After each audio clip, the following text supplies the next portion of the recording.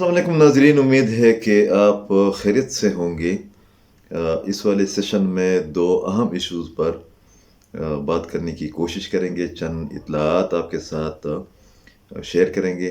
पहली बात तो ये है कि जो आखिरी व्लॉग था उसमें हमने बात की थी जो साबिक़ तर्जुमान रहे हैं तहरीक तालिबान पाकिस्तान के एहसानुल्लाह एहसान साहब, उनकी गिरफ़्तारी के बारे में कि बाद मीडिया रिपोर्ट्स के मुताबिक उनको तुर्की से ईरान के रास्ते जाते हुए या अफ़गानिस्तान पहुंचते हुए निमरोज़ जो एक सूबा है वहाँ पर गिरफ़्तार किया गया था।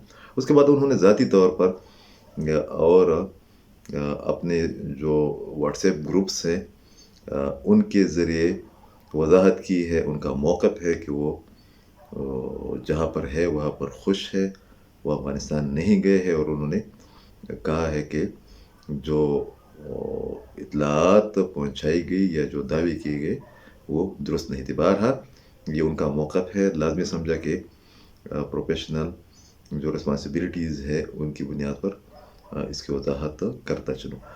दूसरी बात, आपको पता भी है कि हुकूमत पाकिस्तान ने एक डेडलाइन दी हुई थी अफ़गान मुहाजिरीन समेत पाकिस्तान के अंदर जितनी भी गैर क़ानूनी तौर पर मुक़ीम मुहाजिरीन हैं उनकी रज़ाकाराना वापसी के लिए। कल वो डेडलाइन ख़त्म हो गई है। तकरीबन 1,10,000 जो गैर क़ानूनी तौर पर मुक़ीम मुहाजिरीन थी, जिनमें से तकरीबन 79% या 85% तक के दरमियान जो मुख्तलिफ रिपोर्ट्स आई हैं उनके मुताबिक खैबर पख्तूनख्वा में वो मुक़ीम थे, वो वापस चले गए हैं।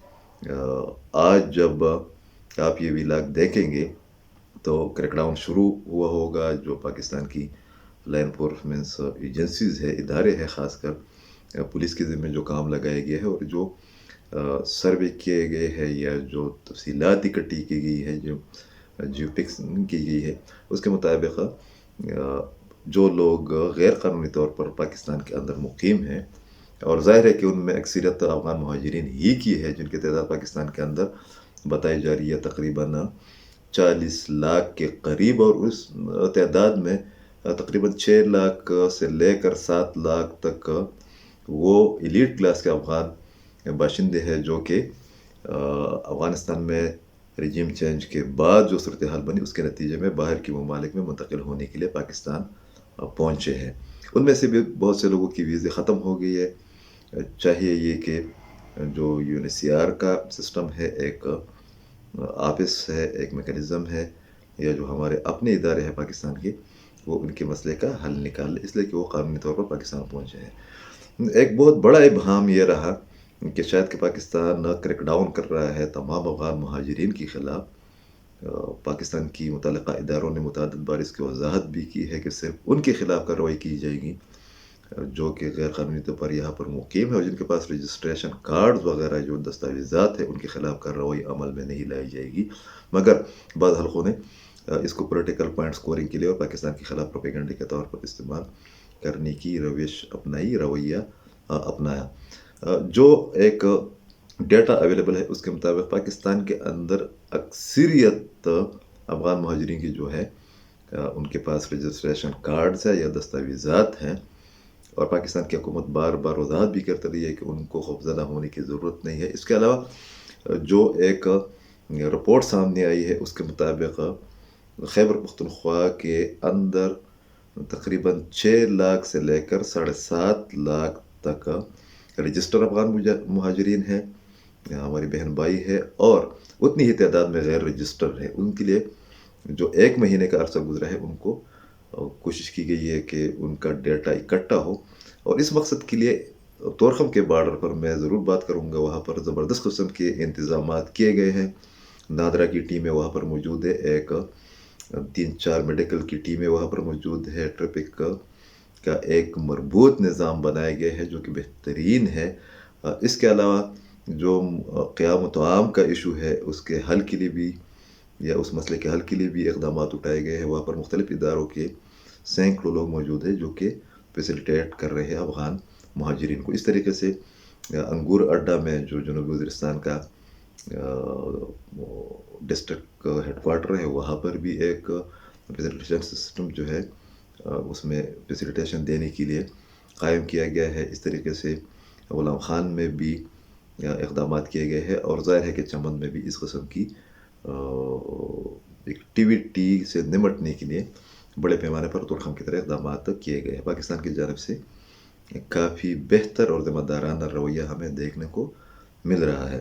کوشش یہ ہونی چاہیے کہ اس مسئلے کو پولیٹیکل پوائنٹس کرنے کے لیے استعمال کرنے سے گریز کیا جائے، اس لیے کہ اس سے نہ صرف یہ کہ افغان مہاجرین کی مشکلات میں اضافہ ہوتا ہے، بلکہ دونوں جو برادر اور پڑوسی ممالک ہیں ان کے عوام کی نفرت میں بھی اضافہ ہو جاتا ہے. ایک بڑی پیش رفت تیسری خبر یا دوسری بڑی خبر وہ جو خیبر پختونخوا خاص کر ضم اضلاع سے متعلق ہے، اس کو ضرور شیئر کرنا چاہیں گے. وہ یہ ہے کہ جو پروونشل ٹاسک فورس ہے خیبر پختونخوا کی سیکیورٹی، فائنینشل اور باقی جو گورننس ایشوز ہیں ان کو نپٹانے کے لیے، ڈیل کرنے کے لیے اور مانیٹرنگ کے لیے جو ایک ٹاسک فورس بنایا گیا ہے، اس کا اہم ترین اجلاس وزیر اعلیٰ اعظم خان کی صدارت میں ہوا، جس میں کور کمانڈر پشاور بھی شریک ہوئے. اس کے علاوہ جو چیف سیکرٹری ہے، جو آئی جی ہے، جو آئی جی ایف سی ہے، ایف سی کے کمانڈنٹ ہیں، جتنی بھی متعلقہ لوگ اور سیکرٹری تھے وہ سب اس میں شامل ہوئے. متعدد وزراء بھی اس میں شامل ہوئے. 2-3 چیزیں اس میں بہت اچھی کی گئی ہے، چند اچھے اقدامات کیے گئے ہیں، اس پر عمل درآمد کی ضرورت ہے. مثال کے طور پر فیصلہ کیا گیا کہ وفاق کے ذمے خیبر پختونخوا کے جو واجبات ہے، جو بقایا جات ہے، اس کے اصول کے لیے نہ صرف یہ کہ ایک تیز ترین عمل کے ذریعے، مؤثر ترین عمل کے ذریعے رابطے کیے جائیں گے، بلکہ یہ بھی بتایا گیا عامر عبداللہ صاحب کی جانب سے ایک انٹرویو میں کہ وفاق نے ایکسپارٹا کے لیے تقریباً 19 ارب روپے جاری کر دیے ہیں، جو کہ بہت جلد مل جائیں گے.